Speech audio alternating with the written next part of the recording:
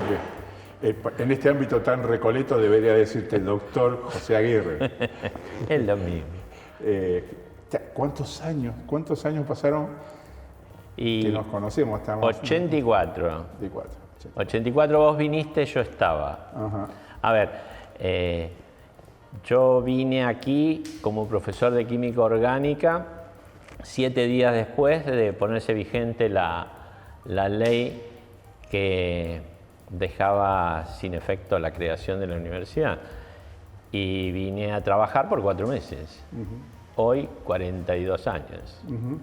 La verdad que después trabajamos en aquella época con muchas dificultades, muchos problemas, porque la verdad que había una palabra que estaba definiendo todo aquello en la gente, tanto en los docentes, los no docentes como los estudiantes, que era la incertidumbre.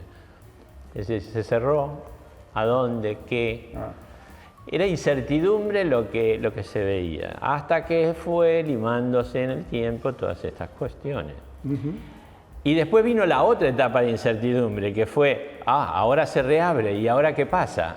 ¿No? Íbamos de incertidumbre en incertidumbre, y la verdad que yo debo decir que cuando se reabrió la universidad, los normalizadores, los decanos normalizadores, el rector normalizador, al menos con mucha gente, en la que me incluyo, fueron absolutamente respetuosos y de una cordialidad, y siempre trabajamos en conjunto, ¿no? Yo vine en enero del 84.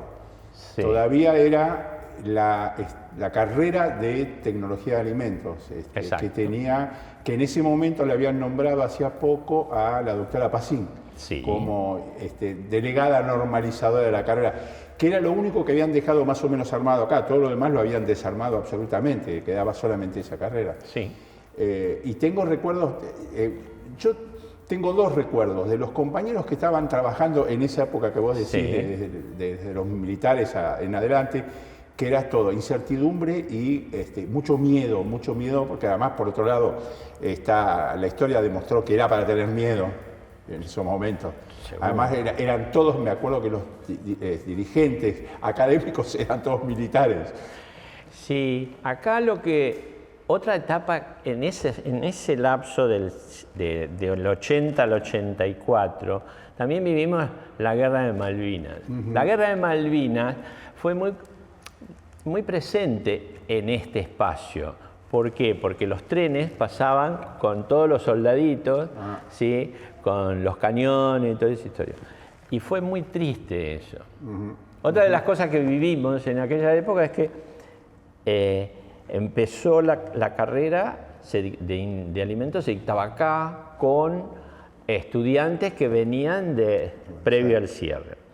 Luego no se abrió inscripción por 2 años, con lo cual el número de personas que habitaba aquí era cada vez menor. Entonces, eso fue, éramos poquitos. Sí, éramos poquitos, y la verdad que eran más familiares. Después se había hecho bastante familiares. Sí. Yo lo que noté, la diferencia es que del 84, cuando yo entré en enero, si bien es cierto, había una incertidumbre porque era todo nuevo, pero era explosivo, era de una creación increíble. Recuerdo cosas que me quedaron grabadas. Una cosa que me quedó muy grabada fue los días anteriores a que la reabrieran, que como venía Alfonsín, y además le dieron tanta importancia a la apertura de la universidad que se vino con todo el gabinete, recuerdo. Por lo tanto, las medidas de seguridad acá habían cerrado toda esta zona de la entrada, había policías subidos a los árboles desde 2 días anteriores. Eso lo tengo como recuerdo, pero lo que más recuerdo era que había toda una cosa explosiva de creación en la universidad, había que hacer todo. Yo tengo muy buen recuerdo de Enrique Fligues, tengo muy buen recuerdo de él, por más que debo decir que ahora no estoy muy de acuerdo con cómo está pensando, pero en esa época yo recuerdo que el pasillo que hoy es del rectorado era una cosa, era como una torre de Babel hecha con argentinos. Con argentinos y no todos argentinos, porque los 4 departamentos estaban ocupados todos por compañeros docentes que habían estado exilados. Los uruguayos, el departamento de tecnología estaba de León Rosa y Luis, que nosotros los llamamos los Tupamaros, porque ellos eran uruguayos que se habían tenido que exilar después de Bordaberry y el golpe militar en Uruguay. Susana Bior, que venía de estar exilada, creo que estuvo en Francia con Alfredo Saribián, que fue el que se hizo cargo de la parte de investigación y laboratorio. En Básicas Pedro, que si bien no había estado exilado, él había estado en Chile, con Eduardo Seiscaro, y después había estado acá castigado en una dependencia pública, y él viene ahí. O sea que teníamos todo. Los únicos que eran, que no pertenecían a ese grupo eran la dupla famosa que eran Busnelli y Zamorsky, que estaban en el departamento de sociales. Pero además había un montón de gente que habían sido echados de las universidades. Yo llego acá en ese grupo, con Carlos Capelletti, Ana Agulla, que habían sido echados de Buenos Aires. Y yo había sido echado con ellos. Entonces había... a Brasil. Ellos vivían en Brasil, en San José dos Campos. También estaban, que habían sido echados de la universidad, pero por otra razón, Otero, que fue el director del campo, el gallego José, el Ganso Martínez, Oscar. Todo ese pasillo, el pasillo del rectorado, que hoy es exactamente el rectorado, pero antes estaban los departamentos ahí, era toda una torre de Babel y eran todas anécdotas de gente que venía del exterior. Personajes había. Yo me acuerdo, estaba lleno de personajes. En la conducción, Klinkiewicz, que venía de Venezuela. Klinkiewicz vino de Venezuela. Sí, también había otros echados como Aide Gorostegui, Elena Chiosa. Todos ellos habían sido dejados de lado en las universidades en aquella época. Y yo le reconozco a Enrique eso, que fue muy democrático, muy abierto, en realidad fue abierto. Él en ese momento, por una cuestión de lógica política, la mayoría de los cargos iban siendo cubiertos por los radicales que estaban en alza y habían sido ganadores. Sin embargo, él trajo de todo y no miró pelos y señales. De hecho, en ese momento, Enrique tenía muy buena relación con Alfonsín. Por eso Alfonsín viene, porque tenía una relación cuasi personal con él. Y el ministro de Educación era Alconada, ¿no? Alconada Aramburú. Alconada Aramburú. Era, que vino, recuerdo, a la primera colación que hubo y que estuvo presidiendo la colación que se hizo, que eran de la etapa aquella. Yo de esa época, lo que vuelvo a repetir, nosotros fuimos muy considerados todos, es decir, hubo gente que se quedó, gente que se fue, gente que lo que fuera. Y lo otro que me acuerdo de ese 84 es que como el plan de estudios de la ingeniería en alimentos, la UBA lo había cambiado y tenía un sesgo más hacia la ciencia de alimentos que hacia la ingeniería, decidimos un grupo de gente en el que estaba el ingeniero Roberti, el ingeniero Lima, el doctor Cribaro, me puedo olvidar de algún otro, dar un cambio en el plan. Y trabajamos, bueno, en aquella época, ¿te acordás que escribíamos a máquina? Bueno, era al fragor. ¿Por qué? Porque se abría la nueva corte a partir de agosto. Y entonces ahí había que tener el plan, que es un plan que duró muchos años. Esa fue una tarea ímproba. Yo no tuve la sensación que probablemente tuviste vos, que estabas antes del cierre. Yo vine acá cuando esto era la universidad que se iba a reabrir. No tengo esa sensación. Viví la explosión de la organización, pero no la diferencia entre los que estaban antes del 84 y después. Claro, obviamente, eso fue así, pero la verdad que sí, que fue una explosión porque, a ver, se construyó el pabellón de las 200, que fue la primera ampliación para recibir a los primeros estudiantes en el ciclo de formación general. Eso fue el shock en ese momento. Y a partir de ahí toda la otra cuestión. Hubo que rearmar todo. Vos te acordás desde la Secretaría General de la Universidad, lo que era aquello. Hubo que hacer todo de vuelta. Todo de nuevo. Y el otro tema que fue importante, o significativo desde lo académico, pues después de estar contigo en Básica, yo fui a la Secretaría Académica de la Universidad. Y en ese momento recibimos a los estudiantes que por el cierre habían ido a otros lados y no habían finalizado sus carreras. Esa gente venía con lo que había hecho donde había estado y la verdad que hubo que reconstruir planes de estudios para que esa gente pudiese terminar sus carreras, hacer cursos ad hoc, y ahí trabajaron mucho. Aideo Gorostegui, que te acordás lo que era, una topadora, y Barral, el ingeniero Barral, Elena Chiosa y Sara Closa.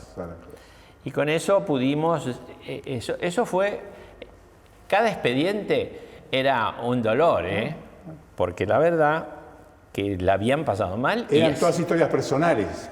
Historias personales, 10 años además. No eran estudiantes, sino que eran historias personales. Claro. Entonces, la verdad que fue reconstruir todo esto que vos decís. Es decir, alguien que escribió muchísimos reglamentos fue Alejandro Roberti. ¿Te acordás? Sí, un reglamentarista de la... Y que tenía una facilidad para describir, podíamos o no coincidir en algunas cosas, pero el andamiaje de reglamentaciones se le debe a Roberti. Vos sabés que el otro día estaba pensando cuando los chicos me invitaron a esta charla, qué sé yo, que trataba de hacer un paralelismo porque nos está pasando, yo siento ahora que nos pasó lo mismo que en la época del 84.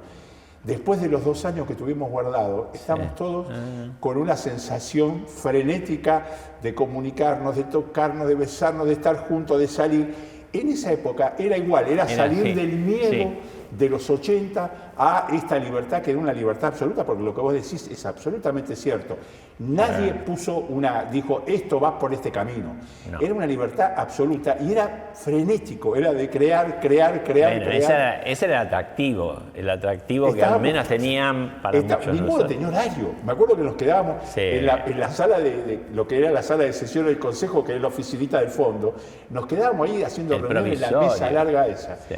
Y era horas y horas, y comíamos ahí, nos quedábamos hasta la noche. No había sábado, no había domingo, se trabajaba con máquinas de escribir, vuelvo a repetir, y la verdad que fue así. Pero era maravilloso, lo creativo que tuvo eso. Lo creativo que tuvo todo eso, y yo siempre me permito recordar un hecho que no tiene mucho recuerdo en esta institución, que es el cierre del SLAI.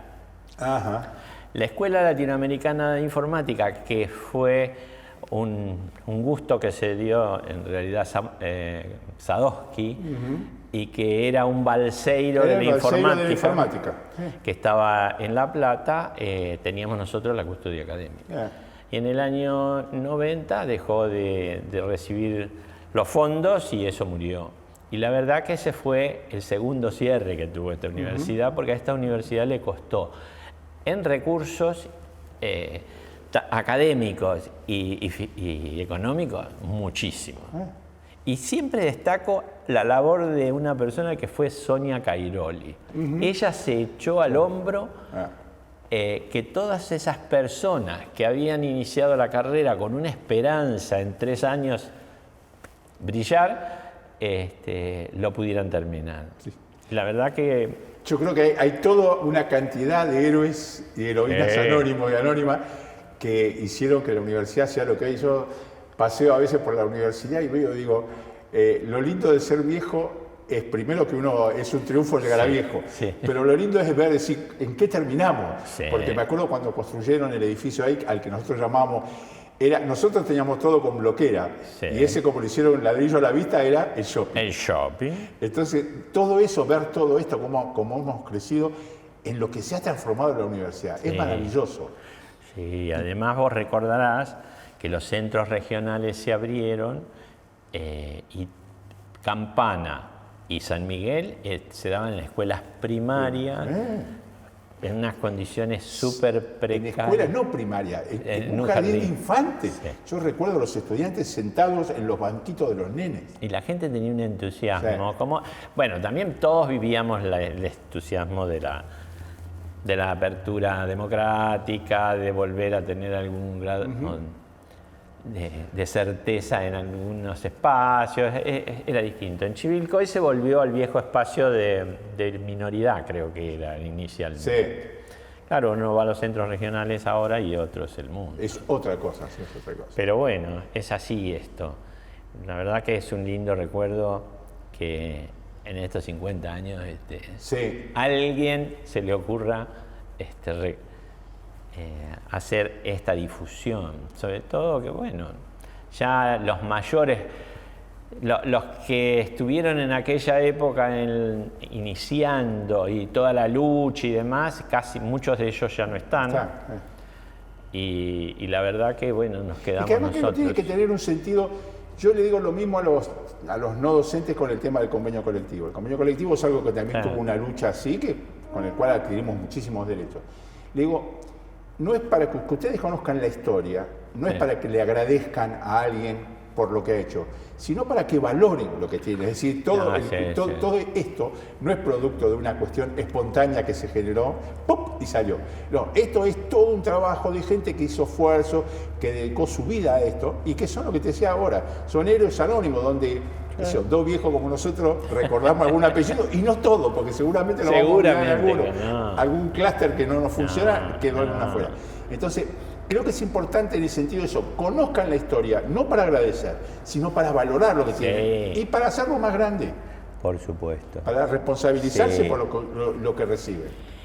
Yo recuerdo que debimos encajarnos en un estatuto, ¿te acordás del problema? Que entramos en un estatuto que era el de la Universidad Nacional del Sur. Del Sur. Y que tenía una serie de incoherencias, bueno, para adaptarlo a lo nuestro. Y cuando eso se reformuló, la verdad que fue muy complicado. ¿Te acordás que el proceso de un nuevo estatuto fue terriblemente complejo? Hubo mucha violencia. Yo recuerdo siempre que la asamblea en la cual se aprobó el estatuto duró 1 minuto.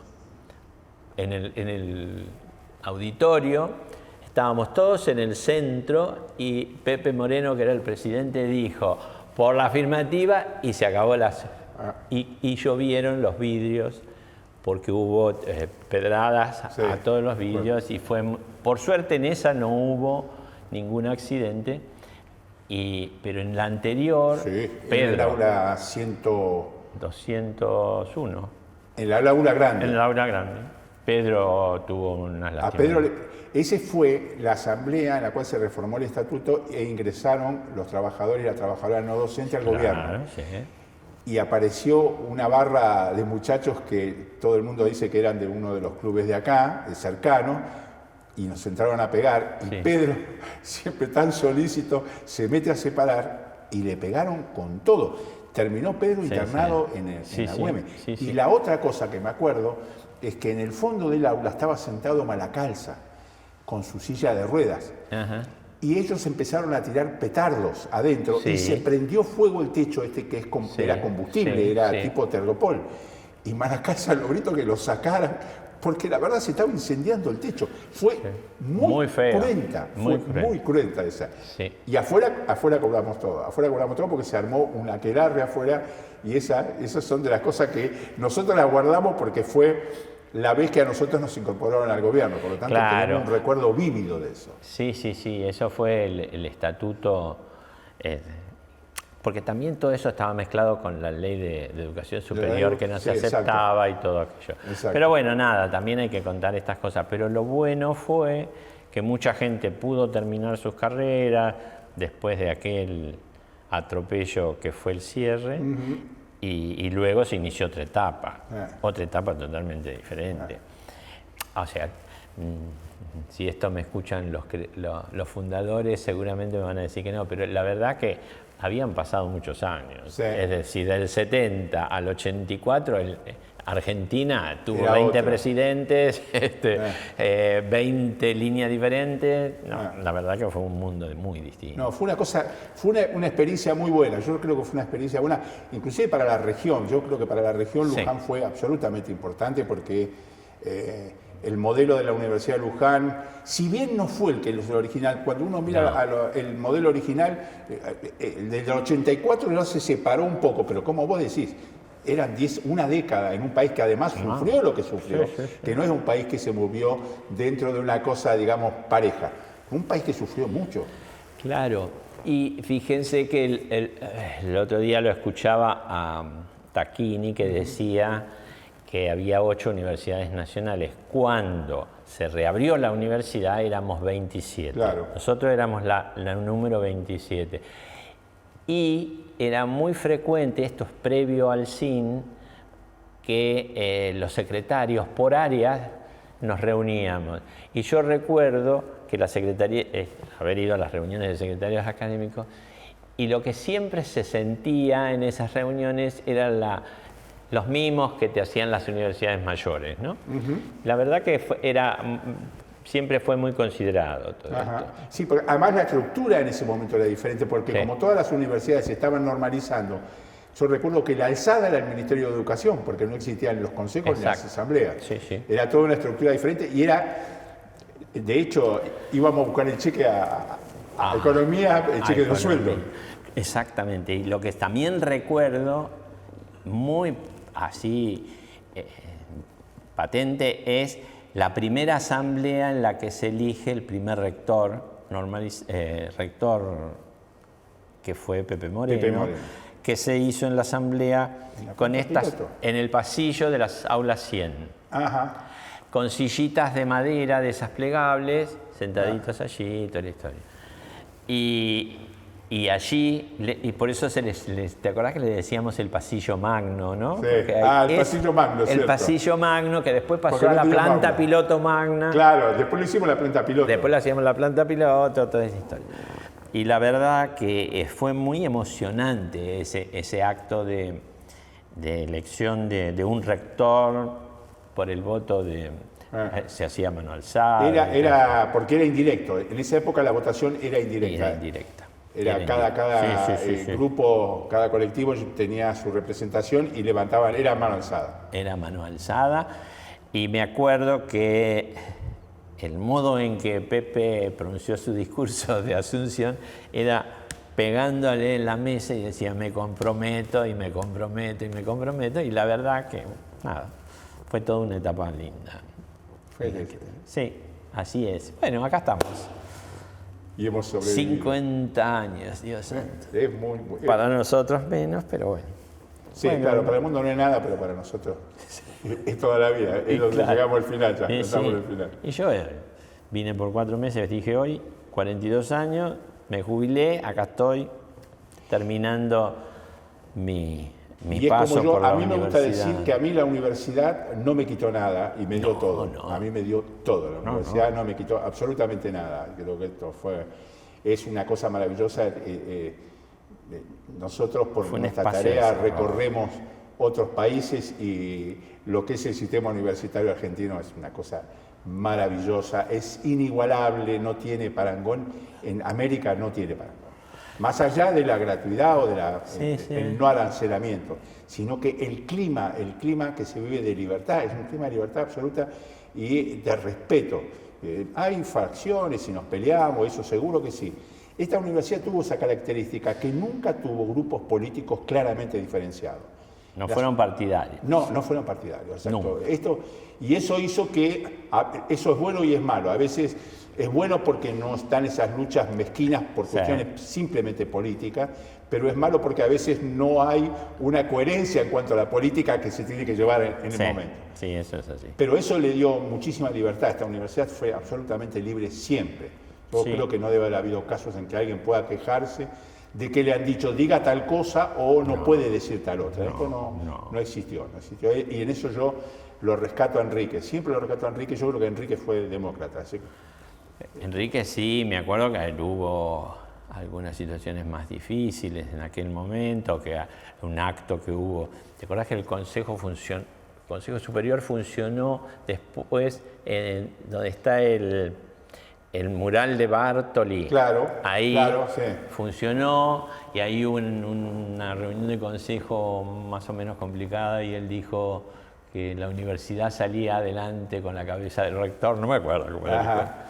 Sí, porque se había dado algún chisporroteo. Pero nada, acá estamos. Y dejamos... Y vinimos de todos lados, yo no venía del palo. Sí. Es más, entre los no docentes hay una anécdota muy graciosa. Había 70 no docentes que habían quedado nada más. Seguro. Alfonsín le da 200 no docentes, 200 cargos. En ese momento el secretario administrativo era Quintero. el negro Casa. Casa.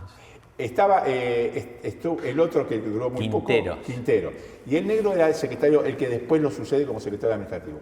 Él tuvo a su cargo la designación de los trabajadores y trabajadoras no docentes que entraron, que era un malón. Para Luján, 200 cargos, puestos de trabajo, fue una locura. En esa época hoy es ciudad, pero en aquella época tenía la estructura de pueblo. Y claro, la universidad siempre es el mayor y el mejor empleador. En todos los lugares donde está instalada siempre es así. Cuando se entró a correr la bola de que había trabajo acá, había que decir, Enrique dividió la cantidad de no docentes en los dos partidos. Le dio dos tercios a Rampasi, que era el intendente. Y un tercio a Bocaturo, que era del Partido Peronista, que era el que había perdido con Rampasi. Y él le dio cargos a los dos. Tenía hasta eso. Pero claro, ¿qué pasó? La gente se enteró que cuando venías acá, hacías una cola personal, oye, estaba en esa época en lo que hoy es parte del Consejo Superior. Claro, estaba ahí. Sí. Y entonces la gente decía, yo vengo porque me dijo el licenciado Casa que venga. Entonces entraban así. Y en un momento, faltando 2 días para terminar el cierre, el negro Casa descubre que le habían entrado 220 personas. No, claro, porque había un montón que habían escuchado y dijeron, yo vengo porque me mandó el licenciado Casa, y metían. Y como Enrique era muy amigo no sabía qué hacer. El negro andaba caminando, se caminaba de punta a punta el pasillo. Y entonces Enrique lo llama a Alfonsín directamente y le dice esto. Y Alfonsín lo llama al CONADA y le dice, dele 20 cargos más y así.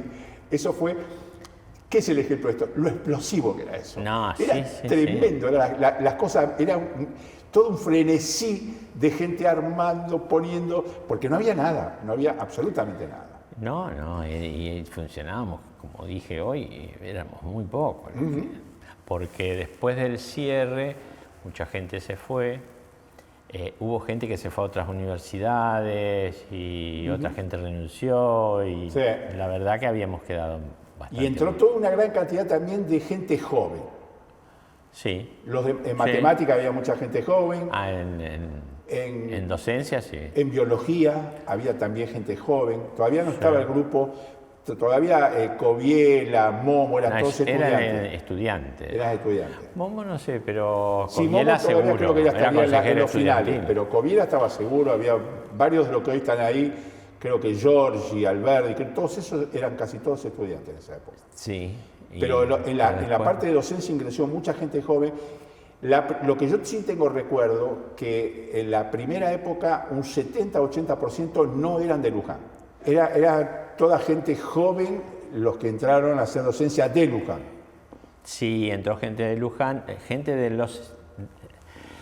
la zona, porque por ejemplo en los centros regionales también se incorporó bastante gente de los centros.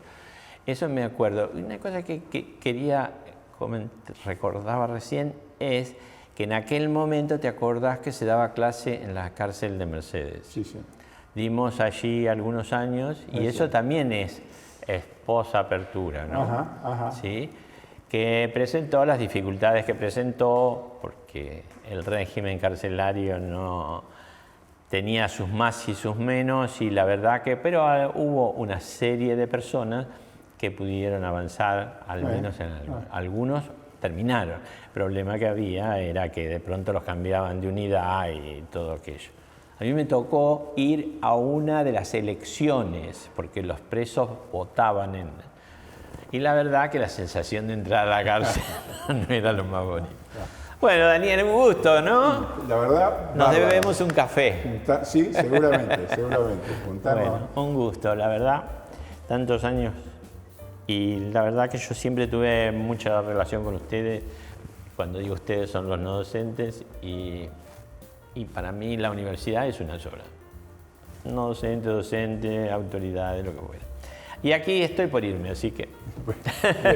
Yo no. Vos no. Yo soy como Troilo, no siempre estoy volviendo. Bueno, Regio. Así que... Un gustazo, muchachos. Igualmente, igualmente.